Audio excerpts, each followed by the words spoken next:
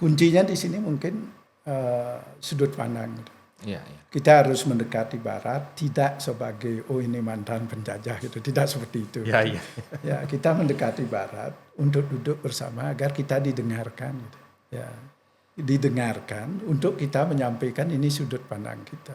Ya, karena penting sekali melihat kontemporer itu bukan dari kacamata Barat, gitu, tetapi dari kacamata Bali dan warisan budaya Bali. Gitu. Selamat datang di NAM Podcast. Selamat datang di NAM 6 Podcast.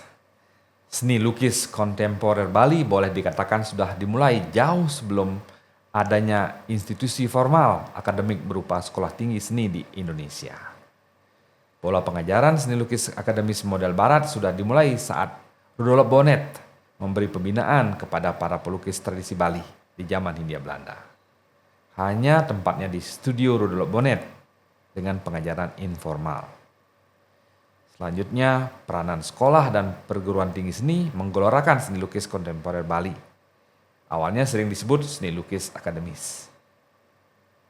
Perkembangan ini bukan hanya berhenti pada teknik melukis barat saja, namun seni lukis Bali mencari jati dirinya dengan memasukkan roh Bali di dalamnya. Bukan hanya simbol-simbol secara harfiah, yang masuk benar-benar roh dan jiwa asli Bali yang diekspresikan secara imajinatif. Ini yang pasti akan bisa menjadi jati diri seni lukis kontemporer Bali. Mari kita ikuti perbincangan seni lukis kontemporer Bali bersama Profesor Dr. Wayan Karjo, Master of Fine Art. Ya, kita lanjutkan perbincangan ini dengan mazhab seni lukis kontemporer. Jadi kita mesti akui bahwa seni lukis kontemporer itu memang asalnya dari Barat. Ya, nah mungkin masuknya seni lukis kontemporer atau modern, katakan begitu, dengan berbagai genrenya, mulai realisme, impresionis, ekspresionis, surrealis dan seterusnya ke Indonesia dan kemudian ke Bali. Mungkin kita fokus ke Bali ya. Ke Bali itu mulai dengan adanya sekolah-sekolah tinggi seni di Indonesia. Mungkin Prof. Karjo bisa ceritakan awal mulanya seperti apa? Ya, ini kalau kita lihat tentang perkembangan seni modern gitu. Dan ada yang menyebut seni akademik gitu. Iya. Ya, seni akademis, seni modern, kontemporer gitu. Itu berkembang. Kalau untuk Bali gitu, saya bisa mulai dari bagaimana Water Space Bonnet ini lagi. Iya, iya. Justru berakar dari sana bagaimana Bonnet mengajarkan pola-pola pendidikan akademis Barat. Gitu. Ya, itu di Pitamaha juga sudah muncul bibit ini. Ya, bahwa Bonnet menggambar dengan objek yang disuruh duduk mungkin lama gitu. Kemudian sumber cahaya dari satu pusat. Ya, ini pendidikan akademik kan itu salah satu cara menggambar bentuk. Gitu. Ya, untuk melihat bagaimana sinar bayangan anatomi itu sudah diajarkan di sana. Gitu. Salah satu pelukis Bali yang paling menerima itu adalah Anak Agung Gede Sobrat. Ya. Anak Agung Gede Sobrat tentang bentuk anatomi dan penguasaan teknik akademis ini paling kuat Ya. dari segi penerimaan itu. Jadi sekolahnya di studionya Rudolf Bonnet. Ya, itu bibit itu sudah muncul di Campuan di sini. Ya. Ya. Sudah kelihatan di sana. Kemudian tentu ini bisa menginspirasi bagaimana pola pendidikan di Barat secara umum. Pada satu orang Barat mengajarkan kepada satu dan segelintir orang Bali, gitu. Tetapi satu ambil contoh Anak Agung Gede Sobrat, gitu. Ya. Itu memiliki satu kekuatan menggambar yang sangat bagus. Artinya dari melukis wayang bisa tembus ke pola akademik itu. Ya. Nah, kemudian ini beliau sempat mengajar di Yogyakarta. Kemudian anak beliau disekolahkan di ITB, gitu. Bandung ya. Bandung. Ya. Ya, anak Agung Ray Kalam gitu. Beliau juga profesor gitu. Pertama seni lukis gitu. Ya, ini kan kalau kita lihat bagaimana sentuhan barat, pendidik akademik barat di Bali, kemudian menginspirasi, sempat di Jogja beliau, kemudian langsung menyekolahkan anak ke ITB. Iya, iya. Ya bayangkan tahun itu bisa menyekolahkan anak ke ITB. Ya. Ini luar biasa. Ya. Ya, kemudian selain itu ada Pak Nyoman Tusan gitu. Ya. Saya juga memiliki pengetahuan yang cukup tinggi di bidang seni modern atau seni akademik di awal itu.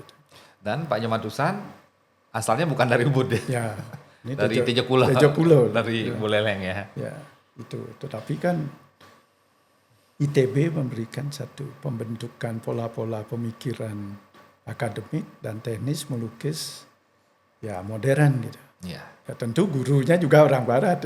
Iya. Ya, dosen di sana ya Ries Mulder dan yang lainnya itu adalah notabene juga orang barat. Ari Smith juga pernah jadi dosen di ITB. Ya, itu. Nah ini menjadi dasar seni modern yang berkembang di Bali. Gitu. Modern dalam artian pengaruh akademik.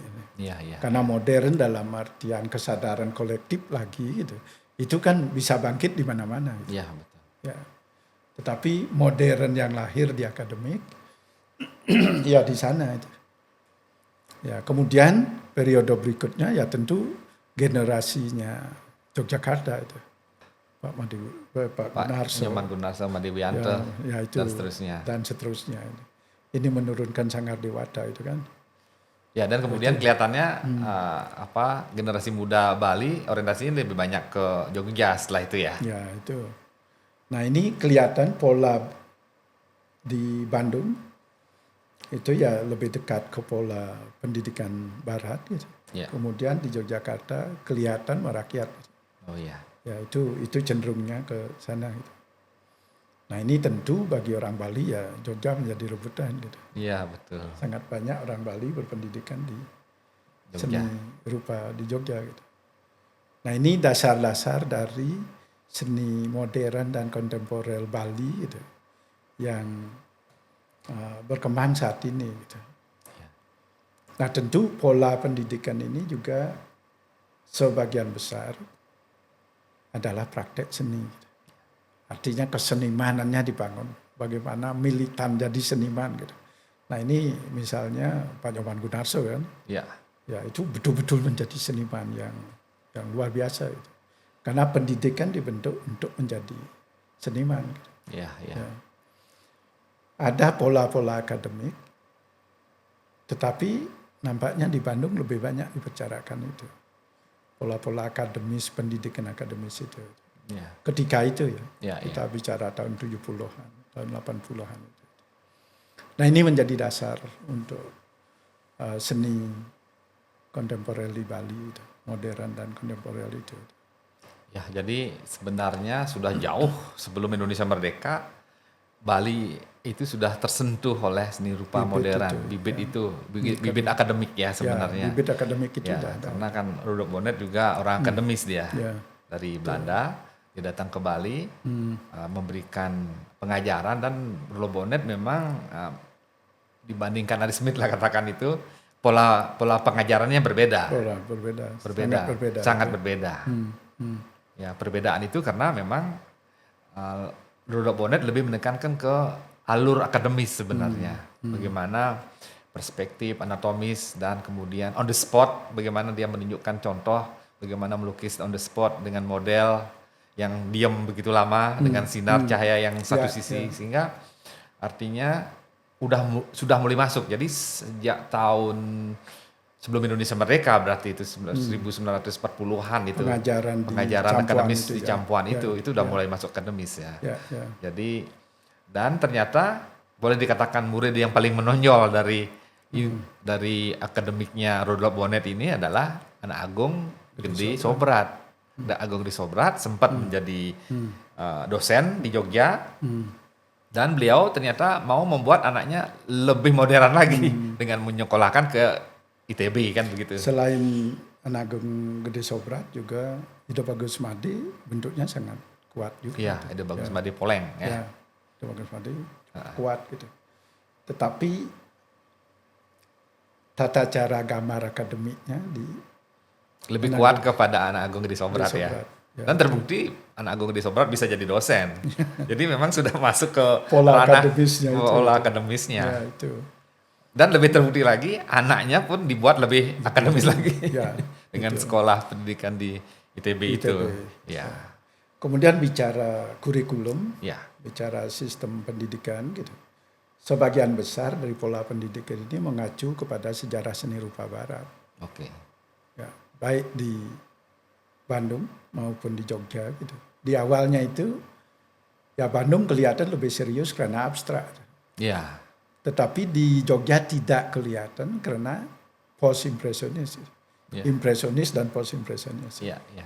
Artinya bentuk itu masih bisa dialihkan kepada bentuk-bentuk masyarakat umum atau objek sosial Ya, di lingkungan Yogyakarta. ya, Itu masih kelihatannya di sana. Keduanya mengacu kepada pola perjalanan sejarah seni rupa barat. ya. Karena sistem akademiknya seperti itu. Ya, Ya, betul. kurikulum akademiknya seperti itu. Iya, ya, Ya. betul. Memang artinya mulai dari pola pikir, pola tata laksana melukis, teknik melukis itu memang Ya. diserap, diajarkan memang secara akademis memang pola dari barat kira-kira demikian ya. Pertama kan realis gitu misalnya. Iya. Realis yang Bonnet itu. Ya. Realis, kemudian setelah itu impresionis. Ya. Kemudian impresionis, setelah itu post impresionis, Ya. kemudian mulai kubisme. Ya. Kubis di Bandung. Di kan? Bandung itu ya, ya. Kubisme. Kemudian mulai pola-pola pewarnaan misalnya ala Fauphisnya Matisse gitu. Ya. Itu berkembang gitu. Kemudian yang paling dominan perkembangannya adalah abstrak ekspresionisme Amerika. Gitu. Ya, ini abstrak ekspresionisme ini berkembang di Bali gitu. Iya, iya, iya. Ya, karena kalau kita lihatnya kala yang Niskalo sebagai konsep lokal itu di abstrak ekspresionis lah anunya, jodohnya Iya, itu. itu memang masuk Rumahnya di situ ya, memang rumah. abstrak. Abstrak Ekspresionis, ya. Makanya tidak heran kalau di Bali ya ini pas untuk Bali. Iya, iya, iya, iya. Ya, itu. Dan juga itu ditunjukkan dengan nyata oleh perjalanan dari Prof. Karja sendiri. Ya, saya melakukan itu. Karena ini beda gitu. Pola pendidikan yang dilakukan oleh kita orang Bali secara umum, satu, mulai pendidikan seni di tingkat menengah, seseri SMSR dan SMK sekarang itu mulai lokal, Bali, kemudian nasional, Ya. bisa Bandung atau Jogja gitu. Ya. Saya skip ini gitu, saya dari Bali langsung keluar gitu. Ya, artinya dari Bali ke Amerika Serikat gitu. Iya, iya. Ya, kemudian ini jalurnya ya satu beda gitu. Makanya saya berusaha melihat dari perspektif yang beda juga gitu. Iya, iya, itu sangat Ya. sangat menarik, sangat luar biasa sebenarnya Ya. itu ya. Karena kalau saya masuk di dalamnya di sini mungkin lebih sulit melihat itu. Tapi kalau punya jarak yang cukup, ya ini kelihatan lebih terang dia. Ya, lebih mudah menganalisa dari jarak jauh daripada terlibat aktif di dalam ya. Ya, Ya, jadi itu sudah menjawab sebenarnya banyak kritik yang mengatakan bahwa seni lukis kontemporer Bali sering dikritik terlalu barat dan kehilangan akarnya.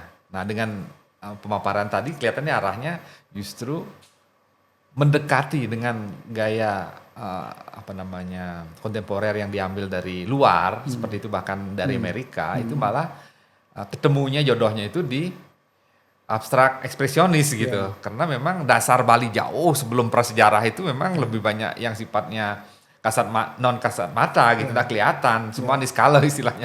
Jadi Niskala ini masuk di abstrak ekspresionis ya. maka kalau seniman Bali cerita abstrak, cerita Niskalo ya memang inilah Bali saat ini gitu. Iya, iya, iya. Ya, ini masuk akal sekali kalau menurut saya kalau kita lihat benang merahnya gitu. Pola pemikiran masyarakat atau pola pemikiran seniman terlepas dari teknis ini, Ya. ya terlepas apapun teknis yang digunakan, gitu, rohnya, jiwanya itu orang Bali ya cenderung ke Niskalo. Iya, betul. Makanya abstrak ekspresionis ini adalah wadah yang paling populer di Bali. Gitu. Iya. Paling cepat diterima itu. Apalagi kelihatannya tidak sulit tekniknya itu. Iya. Ya, itu Buat yang menjadi sudah mumpuni tidak sulit. Buat yang baru mungkin sulit karena kelihatan permainan warna. gitu. Ya. Ya yang sulit ya jelas sangat sulit gitu. Ya. Tapi kelihatannya ya Ya. ini abstrak gitu. Ya, siapa yang paling diuntungkan dari narasi besar seni lukis Bali ini sebenarnya dengan kontemporeri seperti ini? Kalau saya melihat kembali ke pengayaan seni rupa Bali. Oke. Bali sangat diuntungkan gitu. Asalkan kita tahu bagaimana caranya bermain gitu. Iya. Bermain dalam hal ini tetap seni lukis Bali itu harus mengusung nilai atau roh-roh kebalian itu. Tidak harus kain poleng misalnya itu, tidak harus ini, tidak harus itu. Tetapi ada sesuatu yang menjadi wacana global gitu. Wacana global ini juga wacana collective conscious gitu. Kesadaran kolektif ya. Ya, kesadaran kolektif banyak, kesadaran kolektif dunia gitu. Ya, ini kalau kita ini bandingkan mungkin saya gunakan Pangidar Buwana gitu. Karena mengelilingi jagat gitu. Ini pola-pola karakter-karakter konsep dari kebutuhan manusia itu secara esensial, secara mendasar tidak jauh berbeda gitu. Sehingga kalau konsep Bali yang mendasar itu terkait dengan misalnya gitu. Misalnya Trito Krano yang paling populer. Gitu. Iya. Ya kalau itu digunakan ya di banyak budaya pasti diterima. Iya. Universal sekali sebenarnya. Karena nilainya karakter universal. Itu, ya. Ya. Itu keuniversalan itu digunakan untuk bermain di era global. Gitu. Berarti seni Bali diuntungkan juga. Ya, saya tidak pesimis tentang itu, tapi justru dengan dibukanya sekat-sekat global ini, gitu, Ya. Bali asal tahu limit pasti bisa bermain dengan baik. Ya. Ya, itu saya kira itu. Jadi optimis ya, artinya seni rupa kontemporer Bali itu bisa bermain atau boleh dikatakan setara mungkin dengan seni kontemporer yang sudah mendunia yang dari barat asalnya itu. Kuncinya di sini mungkin sudut pandang. Iya. Kita harus mendekati barat tidak sebagai ini mantan penjajah gitu, tidak seperti itu. Iya. Ya, kita mendekati barat untuk duduk bersama agar kita didengarkan gitu. Ya, didengarkan untuk kita menyampaikan ini sudut pandang kita. Ya, karena penting sekali melihat kontemporer itu bukan dari kacamata barat gitu. Tetapi dari kacamata Bali dan warisan budaya Bali gitu. Yang berkembang tidak loncat-loncat gitu. Iya. Tetapi continuity and change gitu. Berkembang bertahap. Iya. Dia menjadi karya yang kita lihat sekarang ini gitu. Gitu. Jangan dicap barat gitu. Kenapa gitu? Ya mungkin pakaian jin diproduksi barat dipakai oleh orang Bali lagi gitu. Kan tetap orang Bali juga. Gitu. Iya, isinya tetap orang Bali. Jadi tetap orang Bali. Artinya kualitas atau nilai seni kontemporer Bali itu bisa tampil dengan perspektif cara orang Bali. Ya. Ya, jadi tidak akan meninggalkan akar identitas orang Bali yang memang sudah tertanam sejak zaman prasejarah lah katakan demikian ya. Ya di tengah budaya dunia yang simpang siur gitu. Ya. Anggaplah budaya dunia kadang-kadang di banyak negara maju mungkin ingin mencari akar-akar budayanya gitu. Kalau di Bali yang alih kawit kan gitu. Kawit kan gitu. Iya. Kalau mereka sudah kehilangan kawitan gitu. Dan kita masih memiliki kawitan. Ya, kenapa enggak duluan kita ini pegang kan kawitan keunggulan kita? Ini. Keunggulan bener luar biasa. Keunggulan yang mesti dipegang gitu. Ya, ini keunggulan yang patut diperlihatkan bahwa I have my heritage. Iya, betul. Ya, kita masih memiliki akar ini gitu. Ini kalau ini akar ini ditunjukkan dan kita bisa menerjemahkan ke dalam bahasa visual yang kontemporer gitu. Iya. Kemudian ini akan terlihat ini tidak barat gitu. Iya. Tetapi intinya barat mau mendengarkan ya. dan kita bisa didengarkan gitu. Ya itu saya kira penting untuk mendekati bahwa inilah cara orang Bali untuk menjadikan akar-akar budayanya, nilai-nilai luhur leluhurnya gitu, untuk menjadi budaya kontemporer. Ya itu saya kira ya harus dirumuskan dan orang Barat disuruh mendengarkan gitu. Dan saya kira kontemporer dengan ala Bali kan begitu ya. Kontemporer ala Bali itu bukan sekedar kontemporer dalam bentuk menampilkan simbol-simbol saja sebenarnya, tapi lebih dalam dari sekedar simbol. Seperti yang dikatakan tadi, tidak sekedar menggambar poleng hitam putih begitu. Jadi lebih ke dalam lagi yang ditampilkan, ekspresionis, makanya istilahnya tadi abstrak ekspresionis gitu. Jadi bukan abstrak yang masih agak mentah gitunya, simbol-simbolnya ditampilkan di sana. Karena kalau kita bicara terlalu simbolis seperti itu, gambar-gambar yang simbol yang kita angkat lagi, kelihatannya kurang universal, masih terlalu Bali banget gitu. Nah itu yang perlu disublimasi, Ya, sublim ya. diperas itu. Iya. Bagaimana produk Bali menjadi produk global. Oh, global betul. Ya, misalnya ya kita di seni lukis gitu. Kalau bicara seni lukis gitu, itu perjalanannya jelas gitu. Iya. Jelasnya itu karena Bali memiliki seni lukis yang memang Bali gitu. Bagaimana ini bisa dipentaskan di level global. Tentu kita harus mengikuti aturan-aturan global. Iya, iya. Dan di awal tadi kita bicara tentang relasi kuasa. Siapa yang berkuasa di level kontemporer itu? Iya, iya. Ya, sehingga label ethno art atau seni etnis dengan seni rupa kontemporer itu tidak menjadi pemisah. Malah itu sublim di sana. Dia sublim dan membentuk satu nilai yang baru. Gitu. Iya. Dan itu jadi masa baru mungkin ya. Ya, pengayaan lagi. Ya. Makanya ya ini satu yang positif. Jadi kita bicara kontemporer selama ini mungkin adalah teknik boleh gaya barat, tapi isi kita kembali ke kawitan. Tapi bukan cuma sekedar isi dalam bentuk istilahnya fisik saja, tapi lebih dalam lagi. Ya, jiwanya yang harus kita tampilkan malah di situ. Ya, isi nilai dan kedalamannya jiwa itu. Dan itu bisa jadi semacam masa baru untuk seni lukis kontemporer Bali. Jadi namanya seni kontemporer Bali namanya. Karena di sana isinya berbeda. Itu akan kelihatan itu. Ini kontemporer yang lahir dari misalnya seperti tadi Jepang, ini lahir dari Cina, ini lahir dari kelihatan itu. Iya, ya, kelihatan itu karena menariknya dalam seni rupa itu tidak hanya bentuk visual yang kasat mata itu, tetapi roh dari karya itu muncul. Iya, iya. Misalnya itu, saya membuat satu lukisan yang padat gitu, komposisinya padat, berjejal gitu. Itu walaupun abstrak, bentuknya tidak dikenali. Ini kan komposisi Bali juga seperti itu. Ya biasanya padat. Ya misalnya lukisan batuan. Ya. Misalnya ukiran di sebelahnya. Ya kita memiliki tradisi dance itu yang padat, berjejal gitu. Pemandangan kita di sebelah padat gitu. Ya, tidak seperti English Garden gitu misalnya. Ya, yang halus, lembut, sedikit tetapi minimalis. Ya, tidak minimalis ya, tidak minimalis gitu ya. Hampir itu, satu kanvas terisi dengan kepadatan yang dengan perspektif yang berbeda dan teknik yang berbeda gitu ya. Walaupun total abstrak, tetapi esensinya itu kan sangat Bali sekali. Ya, itu bisa dirasakan, bisa diselami dengan merasakan bahwa ini tipikal Bali. Iya, iya.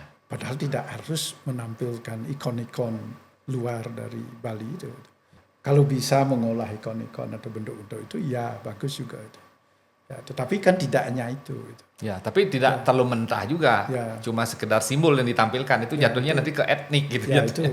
Kalau kita kelewatan mempertahankan bentuk simbol atau bentuk-bentuk lokal itu, ya dia masuk ke etnik jadinya. Walaupun tidak etnik, tetapi akan dipandang etnik. Iya, betul. Ya, ini terlalu ini. Iya, Nah itu mungkin terlalu personal untuk saya membicarakan yang ya, tapi sebenarnya konsep itu bisa diterima oleh orang lain juga saya kira. Karena kita kan sekarang sedang mencari perjalanan seni lukis Bali mulai dari seni lukis klasik, kemudian masuk ke seni lukis klasik gaya kamasan, masuk ke seni lukis era Pitamaha, masuk ke seni lukis gaya yang artis, dan berikutnya kita sudah sangat terpengaruh atau sudah masuk ke dunia modern dan kontemporer. Dan itu harusnya ada masa baru lagi di Bali yang secara kontemporer diakui di dunia begitu. Jadi kontemporer Bali gitu. Jadi bukan kontemporer yang meniru, mengikor pada kontemporer Barat seperti itu. Ini kendalanya di sana adalah salah satu sifat kontemporer itu adalah keluar dari sekat-sekat dari border itu. Ya karena menjadi universal, menjadi global gitu. Dia keluar dari itu sekat-sekat itu. Kalau sudah keluar dari sekat-sekat itu, kemungkinan menjadi massa kelompok itu lebih sulit gitu. Ya, karena kelompok itu membatasi ya. Ya. Dan mengurus seniman tidak mudah untuk bikin kelompok-kelompok itu. Ego seniman itu tidak mudah diurus. Dan tapi justru itu kelebihan sebenarnya untuk seni kontemporer. Memang harus tampil egonya supaya punya jati diri kan begitu. Ya itu menunjukkan agar didengarkan gitu. Ya, menunjukkan agar didengarkan. Ada satu bargaining di sini dengan seni rupa di luar Bali, terutama seni rupa Barat. Ya. Memang perjuangan masih panjang di sini. Karena kita di Bali sering sekali ini seni tradisinya kuat. Ini cap itu yang mesti melekat gitu. Makanya lab-lab seni kontemporer ini perlu bangun sehingga praktek seni dan pengetahuan seninya saling beriringan. Itu saya kira penting dibangun terus. Ya, selain perguruan tinggi seni di Bandung, ITB, juga di Jogja, di Bali juga sudah ada perguruan tinggi Institut Seni Indonesia Bali. Nah, mungkin bisa disinggung sedikit dengan adanya yang langsung fokus di Bali. Ada istilahnya sekolahnya itu mestinya labnya itu jauh akan lebih fokus tentang bagaimana mengangkat seni kontemporer Bali. Untuk pendidikan seni rupa di Bali saya kira sangat bagus gitu. Ya. Ya, dari tadi di Campuan itu tetap. Oh iya, itu yang lebih awal malah. Ya. Pendidikan seni modern yang lebih awal malah di situ ya. Seni modern di sana informal. Kemudian pendidikan formalnya dimulai tahun 1965 ya. Di jurusan seni rupa Universitas Udayana. Ya. Kemudian mulai berkembang di STSI 1988 gitu. Ya. Kemudian muncul jurusan seni lukis di STSI ini. Ini menjadi penggemarnya jauh lebih besar gitu. Ya. Artinya pilihan bagi calon mahasiswa itu sudah split gitu. Ya. Tidak hanya setelah SMSR langsung ke Jogja gitu, tapi ada STSI di sini. Ada yang lebih dekat. Ya. Lebih dekat, peminatnya cukup banyak gitu. Ya. Nah, ini menarik gitu. Ya. Kemudian tahun 2003 menjadi isi Denpasar gitu. Ya. Statusnya meningkat, prodinya lebih banyak, kemudian kualitasnya terus meningkat. Ya ini menjadi sesuatu yang sangat bagus untuk Bali. Gitu. Iya, betul. Ya. Karena bergabungnya jurusan seni rupa dengan STSI itu membentuk satu lembaga yang lebih besar, isi Denpasar menjadi lebih kuat gitu. Kemudian setelah itu sekarang isi Bali gitu. Wah, lebih luas lagi. Ya, terus meningkat ini gitu. Ya.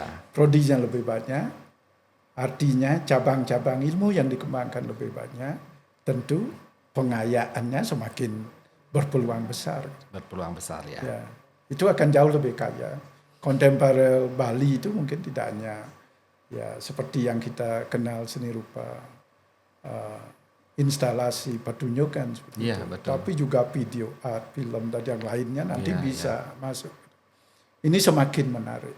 Ya, medianya semakin banyak, semakin luas. Semakin banyak. Pengayaannya semakin memungkinkan untuk tampil di level global. Global ya. Jadi itu dari media aja sudah sangat berkembang. sangat berkembang. Mulai yang semua di atas Canva saja sudah berubah jadi instalasi, kemudian berubah jadi mungkin juga yang terkait dengan teknologi gitu ya. Itu sudah sangat berkembang dan mungkin masa depan pun akan ada lagi yang bertambah seperti itu. Pasti itu. Ya, jadi selama ini kontemporer Bali itu seolah-olah cuma teknik kontemporer, kemudian kita mencoba menarik ke akar yang kita miliki di Bali. Sementara satu sisi di Bali itu begitu banyak teknik melukis. Jadi dari masa-masa itu masing-masing punya teknik tersendiri. Seperti yang saya katakan tadi, teknik melukis yang artis yang memang asli Bali, yang artis itu kan asli Bali ya, lahirnya di Bali. Kemudian kita angkat gimana dia bisa mengusung ide-ide kontemporer yang seperti yang artinya pendekatannya bukan dari teknik barat ke akar Bali, tapi dari teknik yang asalnya dari Bali ke akar internasional, kan gitu, ada pendekatan yang nanti akan ketemu satu titik nanti bagaimana Bali itu bukan cuma seni kontemporer yang awalnya ngikutin teknik barat, tapi seni kontemporer yang tekniknya Bali dan artinya bisa tampil mandiri, benar-benar jati dirinya luar biasa di internasional. Bagaimana menurut pendapat Pak Prof? Karena kalau kita lihat dari materinya gitu, kan dari awal kita bicara tentang bagaimana bulan Pejeng gitu, dari negara Pejeng itu sampai perkembangan terkini itu, ini kan materi yang bisa diolah kembali gitu, menjadi bahan seni kontemporer gitu. Kemudian dari materi-materi yang ada, perkembangan teknologi dan yang ada, prodi-prodi di isi Bali yang ada gitu, ini bisa lintas disiplin gitu. Ini bisa lintas keterampilan, sehingga ini akan membentuk satu model-model pengayaan yang baru untuk membentuk atau untuk mengikuti wacana seni kontemporer global gitu. Sehingga di level wacana dan di level kreativitas seni itu kita bisa mengimbangi, arti seimbang dengan wacana global, tetapi diikuti dengan karya-karya yang memang mengikuti paham-paham atau mengikuti pola pemikiran yang dikembangkan oleh konsep-konsep global itu. Karena konsep ini disusun bisa diterapkan di mana saja gitu. Ya, di Bali pun bisa gitu. Nah, ini satu hal yang kalau saya optimis gitu. Ini semakin peluang ini semakin besar. Ya, tinggal memang SDM kembali itu. Harus dibangun SDM yang memang mencintai apa yang dilakukan. Ya, betul. Ya, misalnya lab-lab seni itu, lab riset tentang penciptaan seni, riset tentang pengetahuan seni gitu. Ini terus dikembangkan, dibangun gitu. Tentu peran relasi kuasa pemerintah atau orang-orang yang memiliki power di bidang ini harus membackup dan mengikuti visi ini.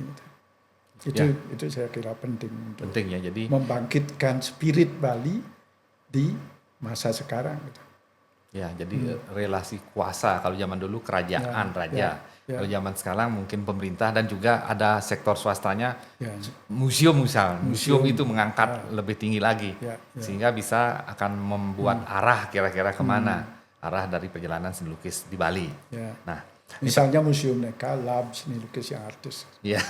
Lab seni lukis yang artis. Atau di rumah Harry Smith. Gitu, House of Harry Smith itu kita bisa dibuat seperti itu. Kan semacam laboratorium. Laboratorium betul. Nah itu sangat menarik itu. Jadi House of Harry Smith yang memang menjadi memorable perjalanan hidup dari Harry Smith, dan itu dalam perjalanan hidup juga ada salah satunya adalah lahirnya yang artis style itu jadi sangat menarik, dan saya sudah beberapa kali diskusi dengan pelukis yang artis yang masih ada, yang senior seperti Ngurah Kakak, Pak Pugur maupun Pak Tembles, itu juga ngarahnya seperti itu. Bagaimana kalau House of Harry Smith dijadikan semacam lab atau proses interaksi dinamika dan lain-lain untuk mengangkat kembali atau mengangkat lebih jauh lagi yang artis style, kan begitu.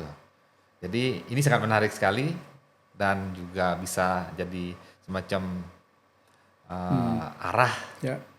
arah spirit Harry Smith tetap dijalankan ke depan, kan kira-kira demikian. Oke, ini pertanyaan terakhir. Jika sejarah seni lukis Bali ditulis ulang atau ditulis kembali, bukan diubah ya, ditulis kembali dengan perlengkapan dengan perjalanan yang sudah sejauh ini, apa yang kira-kira harus ditambahkan atau diubah? Rubah konsep Ya, dari yang segitiga, polisi di satu orang menjadi lingkaran, ya, sehingga kantong-kantong seni di pedesaan, kekuatan individu-individu yang tidak terjamah oleh pemikiran kurator, ya, ya itu bisa muncul. ya, ya, Ya, membangkitkan semua potensi dengan objektif yang ada di Bali gitu. Ini adalah satu peluang penting gitu. Karena namanya global juga melingkar kan? ya, bulat melingkar. Ya, itu kepentingan global ya kepentingan semua ini gitu. Ya, Semua orang bisa menyampaikan suara seninya, Ya. karya seninya sesuai dengan kriteria global. ya, Ya, makanya kalau masih mengerucut gini, gitu, apa yang dimiliki oleh puncak segitiga ini tidak sesuai dengan global. Gitu. ya, betul. Karena konsep global tidak segitiga lagi. Gitu. Ya, sudah bulat, Ya, ya. global.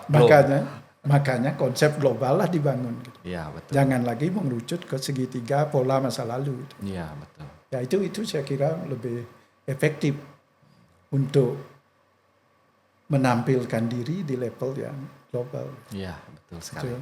Ya, luar biasa. Jadi konsep itu jadi melingkar atau global, bulat seperti Ya. itu sehingga semua aspek akan bisa tampil dan menyuarakan Ya, identitas masing-masing. Ya. Kira-kira demikian. karena pengayaan itu menjadi Ya. sumber kekayaan. Gitu. Ya, betul. Oke, terima kasih banyak Profesor Dr. Wayan Karjo yang sudah berbincang cukup panjang dan lama di sini. Ya, mudah-mudahan apa yang kita bicarakan ini bisa bermanfaat untuk para pemirsa dan mudah-mudahan juga nanti ada waktu lagi kita diskusi lagi tentang yang lain di podcast ini. Terima kasih Prof. Karjo atas kehadirannya. Semua Ya, rahayu. sama-sama Pak Karjo. Ya. Oke, demikianlah perbincangan dengan Profesor Dr. Wayan Karjo, MFA yang sudah mengupas sejarah tentang seni lukis Bali sampai bagaimana prospek dan konsep seni lukis Bali ke depannya. Terima kasih. Sampai jumpa di podcast berikutnya. Sampai berjumpa lagi di NAM Podcast berikutnya. Jelajah Negeri Budaya Bersemi.